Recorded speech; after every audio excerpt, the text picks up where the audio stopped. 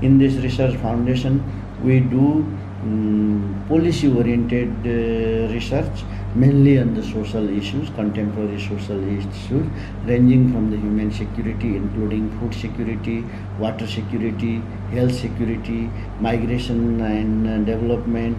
We also work on the resource conflict, state building and peace building, post-conflict restructuring, post-conflict development, and also the women's issue. Very heavily we are engaged, and our approach is mainly to collaborate with the academic and research institution in the north.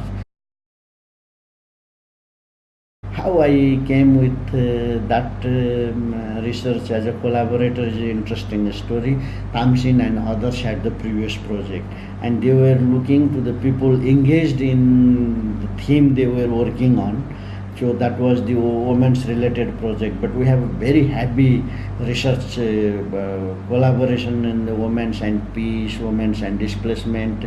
Many of my PhD students were also working there. So, and then there are two major components in terms of research.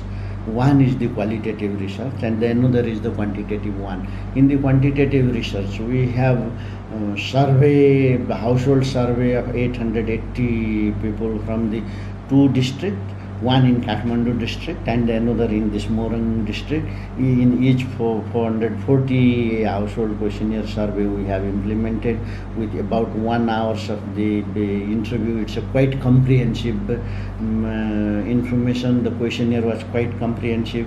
We have developed that questionnaire jointly with the UOP and the NCCR researcher, and then based on that has been implemented.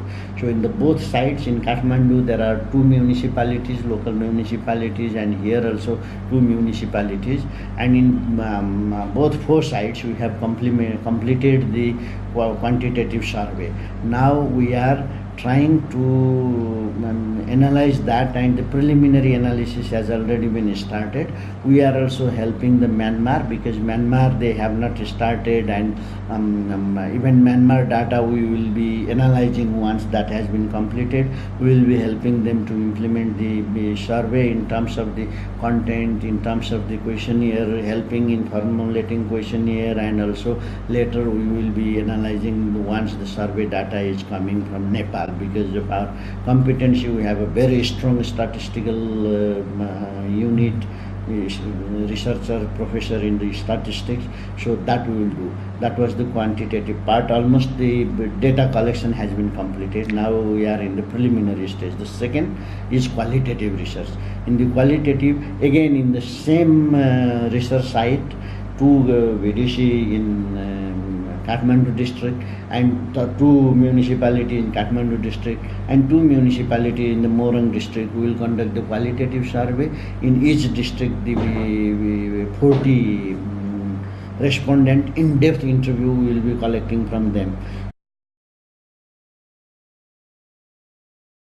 And Nepal is one of the highly affected country and has the high potential for the effect in future too, because as you know, Nepal is in the high seismic zone, and always earthquake is very dangerous, and it occurs occasionally. And just in the 2015 April 25th and the May 12th there was a big two earthquake, and which has devastated effect, and that's a direct effect to the women, children and elderly because of the nature.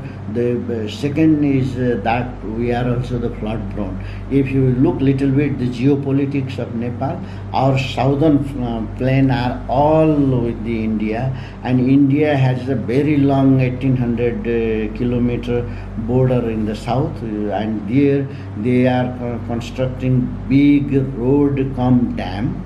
And because of that, the natural flow of water is always obstructed because of that. So then when there is a monsoon season, we have this flood problem only 3 months.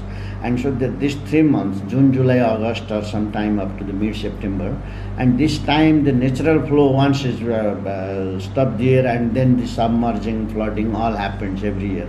We have a series of negotiations with the Indian government, and also the Koshi barrage, which is the largest barrage which blocks the flow of the whole Koshi river, and there are some 54 gates, but often they are only 12, 10, maximum 20, 24 gates are open and all are closed, and because of that it again submerged once the heavy rain in the mountain area of Nepal and Tibet and all that. So because of that, this flood is always a problem for us, and it has a huge livelihood insecurity effect to the poor, again for the elderly, for the children, for the poor people, and for the women. Because women, if you look to the Nepali societal structure, women are the one who has to take care of all in the house. Feeding, arranging food, cooking, all that, and feeding to the elderly, to the man, to the children, and only what is left over they will eat. So in this type of the emergency, they are the one who are the most victim. The other one is the landslide. You see the topography of Nepal, and particularly after this earthquake, it has been created such a vibration and cracks all over the mountain region, and because of that, there are numerous landslides every time. Mudslide, landslide, all these are also creating the huge problem and a lot of displacement. And there are also other displacement, construction related, development related displacement, conflict related displacement, because once we were facing the civil war for the 10 years from 1996 to 2006, there were nearly more than 100,000 people were displaced, and they were moving different part. And there are also always local level tension. For example, if you look to 2007, 8, 9 in the southern plain, the Madhya region, there was a huge tension, and then because of that, many people from the hill ethnic origin or the hill community were kicked out, or they have to leave because of the insecurity, and that created a huge displacement. So in terms of the severity, in terms of the type, several types of the displacement, conflict related, environmental displacement, natural calamities, all these. And severity wise, it is one of the major problem in Nepal. It's a really major problem, and therefore now our constitution has also addressed that issue constitutionally, and we are preparing different laws. Our parliament is working on it. We have created a special structure under the chairperson of the prime ministership, and then there is also the another structure in the home ministry who will be taking over to the coordination. The prime minister, the council of the disaster management will be chaired by the prime minister, which will be the more policy guiding, and then the home ministry which will coordinate, and then there are also each local unit, there is also a committee, they will be discussing. So in that way, the severity is there, the effect is there, huge negative effect, livelihood insecurity, casualty in terms of the killing and all that, and also damage of the property, livelihood insecurity, the health, because of this particularly flood creates a serious health problem, because all the drinking water system is contaminated and they have no water to drink, and they have to drink the contaminated water, means they have this problem. And so rich people, they have the alternatives. If their land is submerged here, they can go to the other city or Kathmandu, or they can arrange other things. But the poor people, marginalized women, elderly, children, these are the most affected. Earthquake related, we have the comprehensive data with the National Reconstruction Authority, because they have to give the money to assist the affected people. That means every detail of that is there. There they are more than 300,000 people directly they are supporting, and there this 16 districts most affected, 13 districts, almost half of the population they are supporting. So millions of people affected from that, and out of that, the same people are also affected by the landslide, because the earthquake was really damaging the geology. And so you are perfectly right. It is very difficult because some are overlapping and some are collected independently. For example, hydrology, meteorology, once there is a flood, they announce the number of the people affected from that. They may also be affected by the earthquake, they may also be affected by the landslide or mudslide and others. That is not known. So there is that's why I was sharing with you, because of the lack of central coordinating gateway for the data system, we are somehow still in trouble.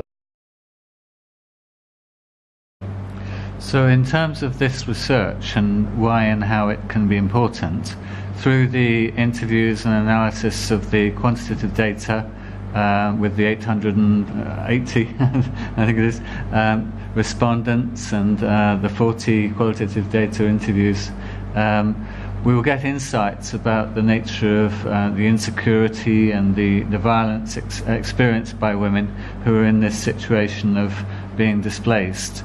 Do you think that the insights that come from this will be specific to disaster, or will give us insights that will help policymakers to understand women's situations wherever they're facing this kind of insecurity through displacement? Yes, it has a 3 level of the effect, or it will support help at the 3 level. One, it will be helpful for the policy advocacy group. We will based on, because these are the first-hand empirical evidences generated from the ground. So that evidences they can also use. The second, it will directly help to the local government where we have collected the data. It will be available to them and they can plan their response strategy, and that is one. The third is also making this national public sensitivity. For example, once we have the record, as I was sharing with you earlier also, we want to disseminate it through the national television and radios.